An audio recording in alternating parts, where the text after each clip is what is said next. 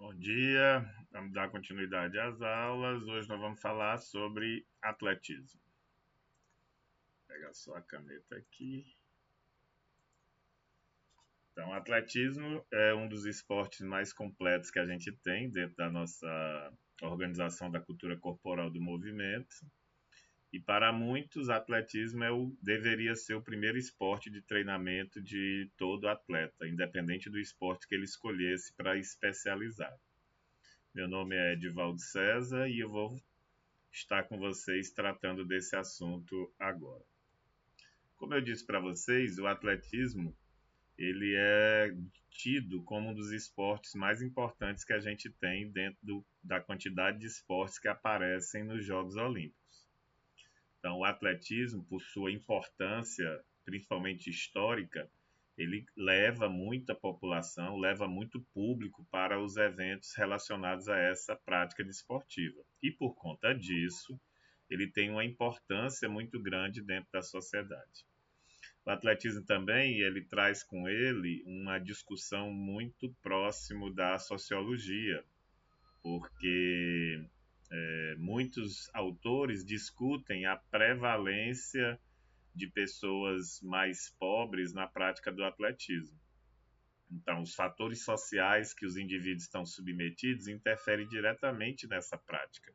Porque, em teoria, para você praticar atletismo, você precisava só de um espaço e um tênis. Ou não, né? Porque tem gente que corre de pé descalço. Mas em questões acadêmicas mesmo, o atletismo é um conjunto de esportes, porque a gente não pode dizer que o atletismo é apenas um único esporte, porque já que ele agrega vários tipos de provas diferentes, a gente pode dizer que são vários esportes, principalmente as corridas, os saltos e os lançamentos são os expoentes que compõem o atletismo de uma maneira geral. Então, a maioria das pessoas só lembra da corrida dos 100 metros quando fala de atletismo, porque é a corrida mais importante, é a corrida que faz maior desafio para o indivíduo, é a corrida mais rápida das provas de atletismo, então ela tem esse poder de agregar mais os participantes e o pessoal que está assistindo. Porém, não tem só essa corrida de 100 metros, né? Os saltos, a gente sempre lembra ou do salto em altura, que é esse que eu estou mostrando aqui no slide, onde você tem que ultrapassar essa barreira, que a gente chama de sarrafo, sem que ele caia. Você pode tocar nele, contanto que ele não caia. E o salto em altura, o salto com vara, que é quando você tem que ultrapassar o mesmo sarrafo, só que agora você pode utilizar o implemento da vara para impulsionar o corpo mais alto. Depois eu vou falar detalhadamente de todas as provas. Os arremessos e lançamentos, nós temos o arremesso de peso, que é bem característico do atletismo, e ele é praticado dentro dos estádios. Mas não tem só o arremesso de peso, nós temos o arremesso de peso, nós temos o lançamento de dardo, o lançamento de disco, e aí para nós da educação física, o lançamento de disco ele é bem conhecido porque é aquele boneco do discóvulo, que em alguns locais é levado como símbolo da educação física, que é aquele boneco grego segurando um disco no ato do lançamento. Então, essas provas de lançamento, elas compõem as provas do atletismo. Então, a gente tem o peso, o disco, o dardo e o martelo. São 4 provas de lançamento que o atletismo tem. Todas essas provas são praticadas no estádio ou ginásio, que antigamente era dito, e elas têm uma única exceção, que é a prova de maratona, que ela inicia fora do ginásio, mas ela finaliza dentro do ginásio. Então, a prova de maratona, que são 42 quilômetros, é corrida na rua, no espaço fora do ginásio, mas a sua finalização, a chegada é dentro do ginásio. Né? Tem também a corrida livre, que, que as pessoas chamam de corrida livre, mas na verdade o nome certo é marcha atlética, que é aquela corrida engraçadinha que a pessoa vai movimentando o quadril pela própria técnica da corrida, né? Ele não pode perder o contato do solo. E aí, para não perder o contato do solo durante a corrida, ele tem que fazer essa flexão do quadril na lateral para fazer com que ele se movimente mais rapidamente, sem perder o contato do pé com o solo. Mas ela também é desenvolvida fora do ginásio e a chegada dela é dentro do ginásio. Na história do atletismo, nós temos referências históricas desde a pré-história. Então, a origem do atletismo ela inicia-se a partir de uma necessidade de sobrevivência. Porque os homens da pré-história eles tinham que correr, tinham que saltar, tinham que lançar, para eles poderem sobreviver, para eles poderem se alimentar, para eles poderem conseguir constituir sobrevivência, já que era um período muito difícil. Então, todos esses movimentos, correr, saltar e lançar, são a base dos movimentos que compõem o atletismo hoje em dia. Então, por isso que a gente diz que o atletismo ele vem do processo pré-histórico, vem da pré-história do homem, e ela chega até os dias atuais, obviamente, com modificações no sentido de melhorar esses movimentos. Porém, correr, saltar e lançar é a base motora que faz o atletismo funcionar. Existem práticas de atletismo na antiguidade clássica, principalmente Grécia e Roma, e aqui é o grande ponto, porque durante a antiguidade clássica, na Grécia e na Roma, aqui também são afrescos de pinturas rupestres que demonstram a prática pré-histórica do atletismo. Claro que não dá para a gente imaginar que seria uma pessoa, um atleta, porque até essa denominação de atleta nesse período não existia. Mas a gente pode entender que aqui é uma pessoa mais forte do que uma pessoa normal, pela a formação do tronco. Ó. O tronco, as costas são mais largas do que a cintura, as coxas são mais largas do que as pernas, então dá a entender que é uma pessoa bastante forte e está no ato de corrida. Não só ele, ó, tem outros aqui embaixo também que todos estão correndo. Se essa corrida era para sobreviver ou era algum tipo de prova ou de competição, a gente não tem como inferir isso. Mas a gente tem como inferir que isso é o início pré-histórico, bem rudimentar, de uma prática que futuramente nós vamos denominar de atletismo. Então, na Grécia Antiga, principalmente, no Egito e na Grécia, essa prática se consolidou. Então, no Egito Antigo, a prática do atletismo era utilizada para você selecionar as pessoas dentro da sociedade. Então, aquelas pessoas que eram as vencedoras, que eram os atletas, que eram patrocinados pelos faraós, eles eram tratados quase como semideuses. Mas a obrigação deles era treinar e competir por cada região do Egito. Só para a gente lembrar um pouco da história do Egito, o Egito, no início da sua formação histórica, tinha o Baixo Egito e o Alto Egito. E o Baixo Egito e o Alto Egito, eles competiam uns com os outros. E eram justamente essas provas de atletismo que eles faziam para identificar quem era o vencedor. Somente depois é que houve a unificação do Baixo e do Alto e ficou um único território, que é o Egito todo. Porém, as províncias dentro do Egito continuaram ainda a ter essas provas de atletismo.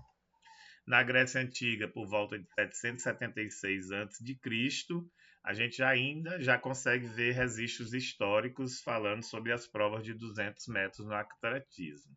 E aí traz dentro da antiguidade clássica, que a gente chama, que é Grécia e Roma, a visão do corpo dos indivíduos, né? Que até hoje a gente está ligado nessa ideia da corporeidade dos atletas. Então, para você ser um atleta de atletismo nesse período da Grécia Antiga, o corpo tinha que ser o corpo perfeito. Então, existia um culto ao corpo quase que extremado.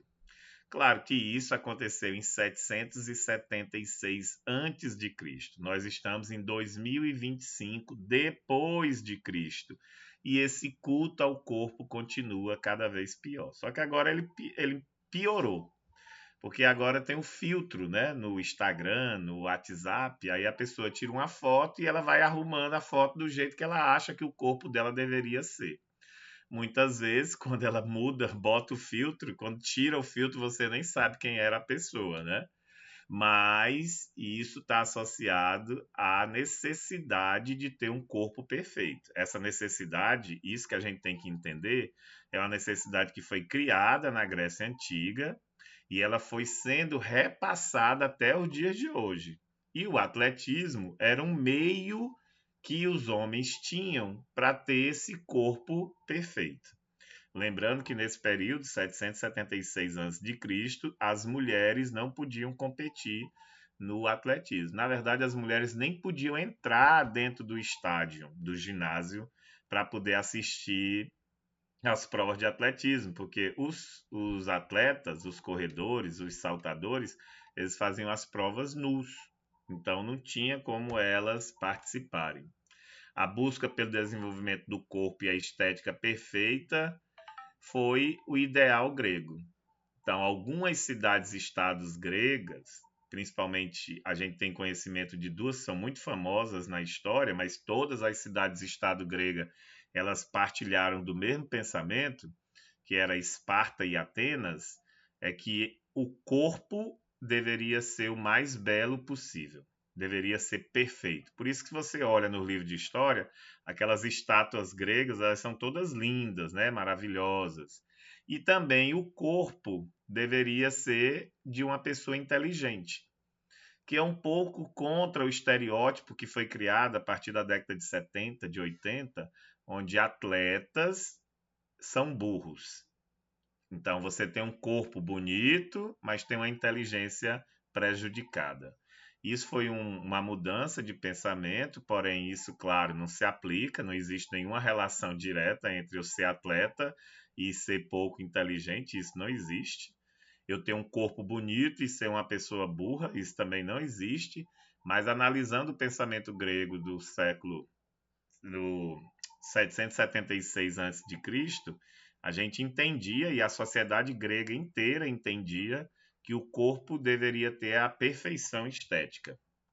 E esse corpo perfeito, ele só poderia ser conseguido por meio do treinamento do atletismo.